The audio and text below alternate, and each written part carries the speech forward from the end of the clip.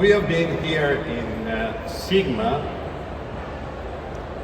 to see what's the state of the art of iGaming and gambling anywhere. Now we have to look forward, to look ahead in the future. Not such a far future, but a near future, and we can imagine what is going to happen, asking the question to three people that already work on the future of gambling.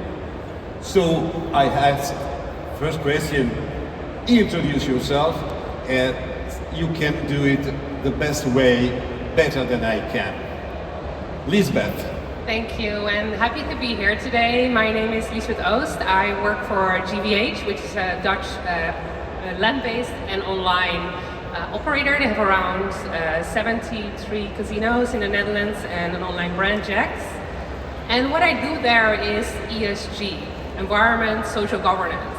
This is about the strategy and more reporting obligations that we are going to have, but also because it's getting more and more intertwined with our vision, our resilience, and all these topics around that can affect the company. So it's a really long-term work I work on, and happy to speak more about that. Thank you, and Liesbeth, and now Tiziana. Hello, nice. Tiziana Canizza. Hello, thank you for inviting me to talk about the future of iGaming. It's our industry, and I'm very interested to talk about the future in particular. I'm head of marketing and sales for Presso Games. We are a game provider, a boutique game provider. We are a small company based in Italy, in north of Italy, near to Milan. And we are a long history in this industry. We started to work in this industry from 2002. Since 2002 we work. So we are very happy to explain our point of view because it's important to understand which is our future in this world. I know you're working a lot about that. Yeah. But near to you, Enrico Bradamante, another Italian, but not so Italian as you hear he speaking. You can understand that is really Italian. We don't know, but Enrico, you in any language, what do you see in our future? First, introduce yourself. So good afternoon, everyone. My name is Enrico Bradamante. I am the CEO of EGT Digital in Malta. We are a B2B provider, technology provider. We have games, we have a platform, we have aggregation and payment solutions, the complete B2B offering.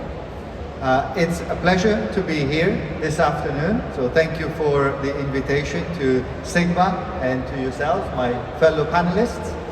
And I look forward to sharing some insights about our future, our next 10 years. Yes, the future sometimes is just the present, but in the present, and mainly in Italy, but not only, when we talk about gambling, we talk mainly about social responsibility. Responsibility because the public opinion is really sensitive.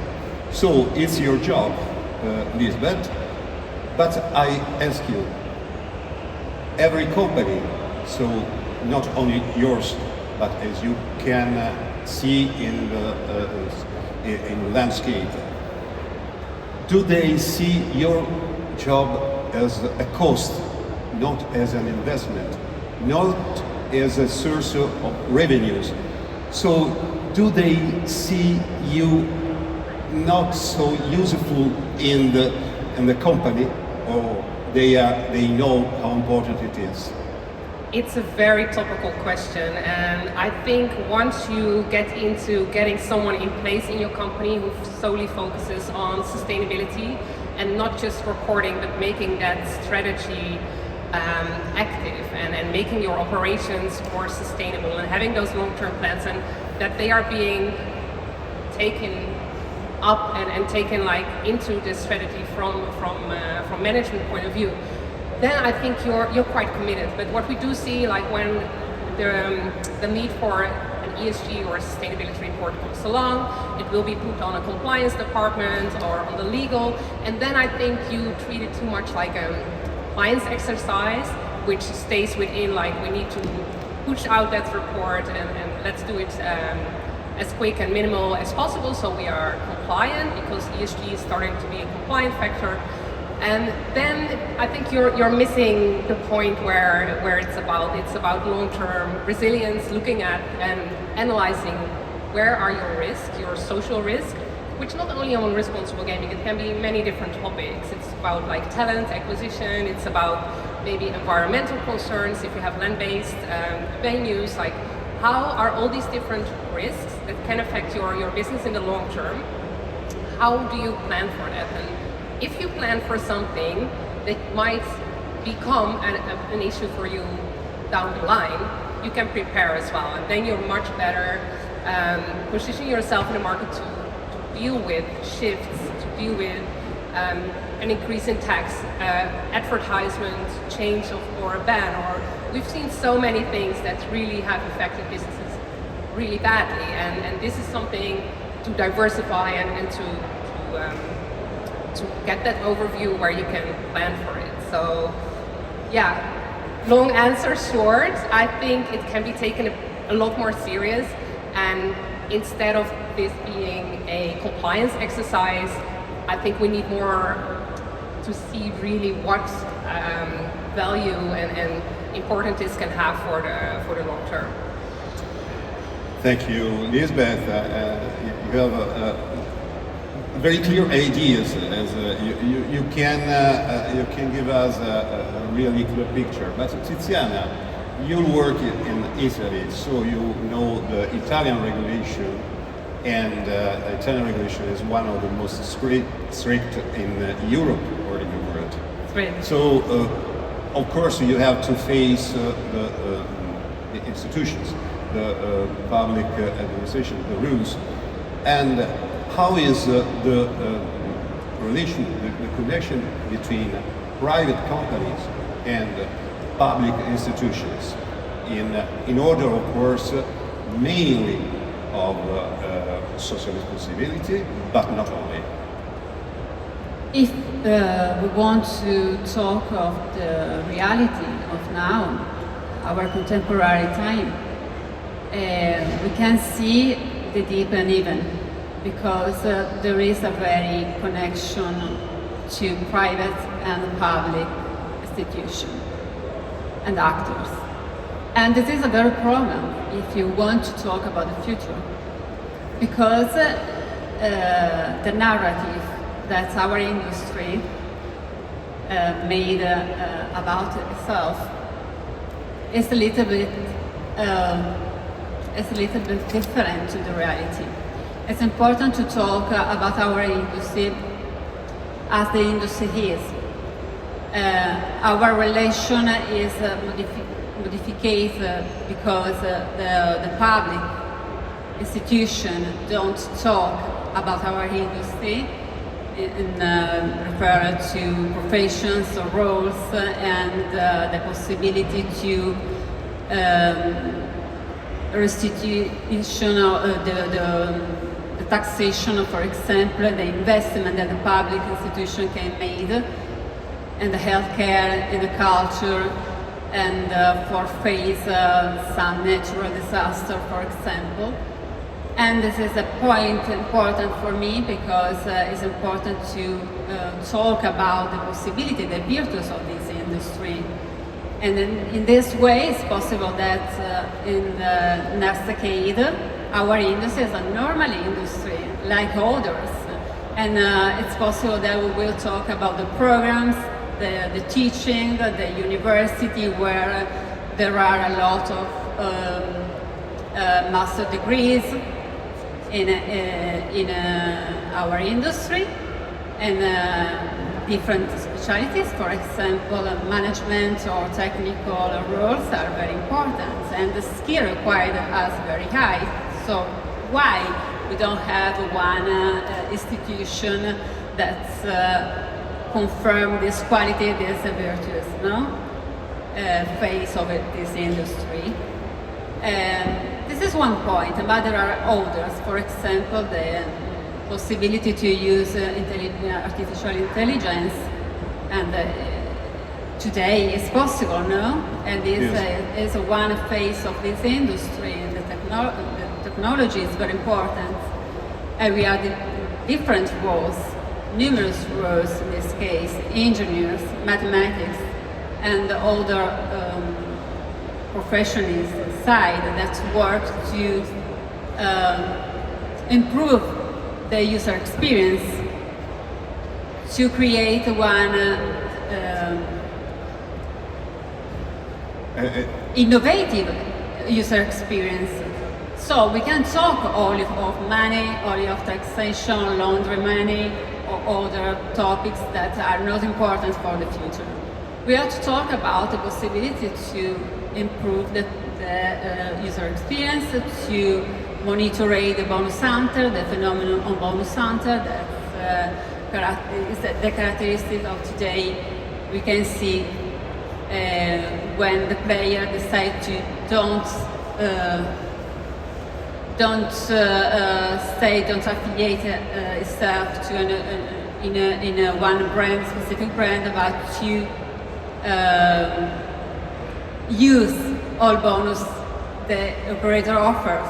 That is a really critical problem, but now I like to go on the AI topic with Enrico, that is based in Malta, but of course he faces not only the Malta regulation, but many foreign countries' regulations. So I ask you, not only what are you doing in, how do you see that AI, artificial intelligence, can change, not now but in the future, in the next years, can change the world of gambling? And how do you, go deep in this topic with when you talk with public institutions, as it is, it impacts a lot on the user, on the player? So thank you for this question. It's you asked me not to ask you difficult questions. This is the most difficult question I think that we have. So I'm not an expert in AI. This is as much as I have learned thus far. I went to a number of seminars, and there are so many. It's a new field. For sure, between the topics that Liesbeth has covered on the responsible gaming, AI will have a massive impact on our industry, on the way we interact with slot machines, with the gambling in general. For me, the user experience that I think is going to be the most different, though, will be related to the device. So today, we're all using phones. The vast majority of the interaction that we're having with gambling is with a screen, typically a mobile phone. Now, in the future, in 10 years' time, I think this will be a shift.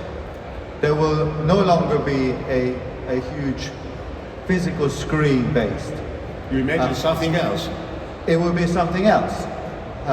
In the same way as 10 years ago, the mobile phone was starting as a device, as a medium for our industry. So the transformations that AI will bring to our world are going to be very profound. But I will not be able to comment intelligently on that. Certainly, when it comes to, again, looking at 10 years ahead, I am looking, we as EGT are looking at what our kids are playing today. So if you look at models like Roblox, for example, for our teenagers, 10, 15 years old, that in 10 years will become adult. The way they consume entertainment is going to be much more what they will expect to receive. And even ourselves as adults, we've been embracing and adopting technology, whether it's WhatsApp or Telegram or Candy Crush, very quickly. The adoption is very quick. Yes, short time. I mean that really, when we think how long has been internet to be diffused on the world, it was some years. But now a new technology is just 1 year, as we say. Exactly. Look at the example of things like Dubai chocolate. You know? Yeah. Who has heard about Dubai chocolate a year ago, 2 years ago? Nobody, but it's a global phenomenon. So these trends, these adoptions are going to be even more accelerated going forward. Yes, I think that already we have a framework thanks to your answers. But I have one question for each of you, the same question for each of you in a fast circle. So we say that certainly AI is going to change the experience of the users, but is it compatible, Liesbeth, with the new rules that institutions, public institutions are going to create? And we know that Tiziana could give us an experience, a very important experience. She said about the relation with a university, and now I'm sure that you are going to explain us something more. But beginning from Liesbeth, do you think that really public institutions are able not only to understand what the gambling world is, but how it could be a boost for innovation, for new professionals, for new technologies that could be useful in other fields too? If companies investing in gambling can develop new technologies that can be used in our fields. How do you see this very complex relation? Yeah, I think there's so much potential here, and I see a lot of companies on the expo as well, jumping on it, like AI agents and different kind of support factors you can incorporate into your operations. But is AI really going to take care of responsible gaming and make your company super social responsible? It's a tool. No, it's not going to do it for you. You still need the human factor, the human interaction, to call up people, to chat, and I think AI and all the technology behind it can help us tremendously to that, because now when we need an interaction with a person, often it's because signs has been detected of a behavior, and then you're already at the end. But where we want to be is at the preventative stage, that we can, due to all the different data points, we can earlier, in the earliest stage, interact with people in the right way for them, how they want to be connected with. So that's going to be good for the business and good for the consumers, the players.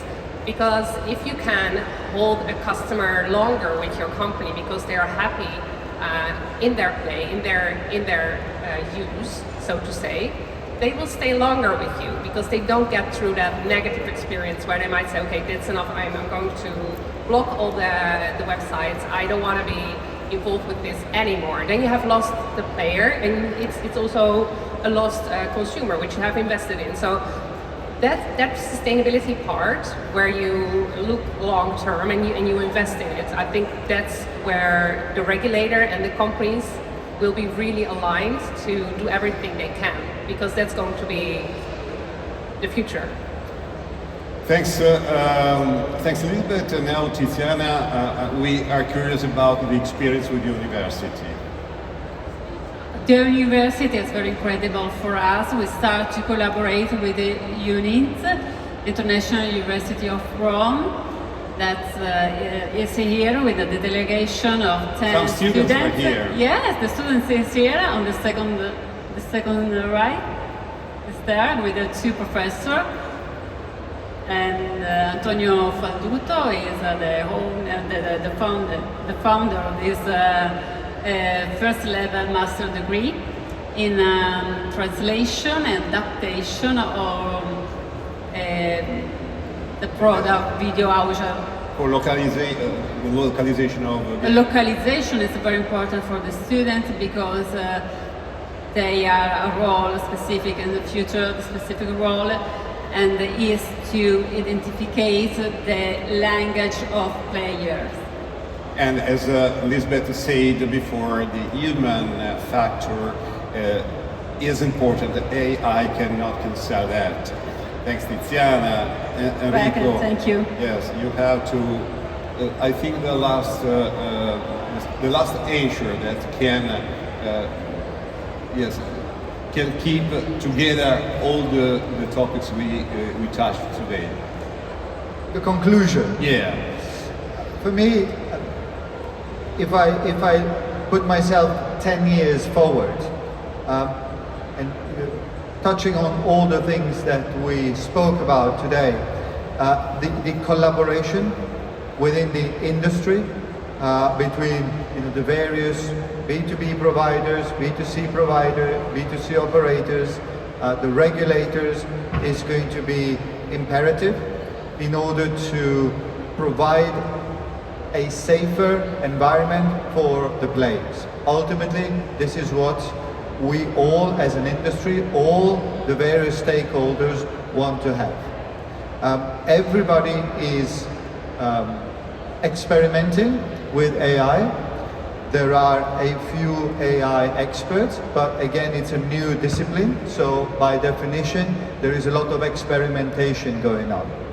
I was in a very interesting panel or conference seminar by KPMG in Malta, talking about examples of applications of AI to prevent both fraud and let's say degenerative gambling, and the experience shared is very much an experimental one. So there is an element of trial and error. There is definitely time. Yes, Enrico, I don't want to interrupt you, but if you can look at the one question. Well, the first question actually is, we have almost already answered. But the second one, how can councils integrate ESG sustainability practices effectively without diverting too many resources from growth innovation? Now, please, in 1 minute, 3 answers, you can.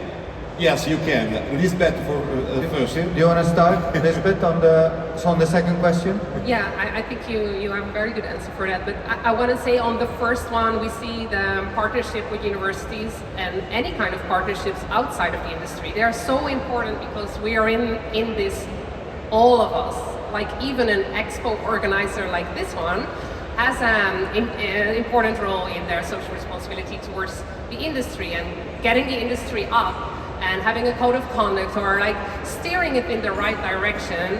They have so much impact as well. This is not just a B2B event, in my opinion.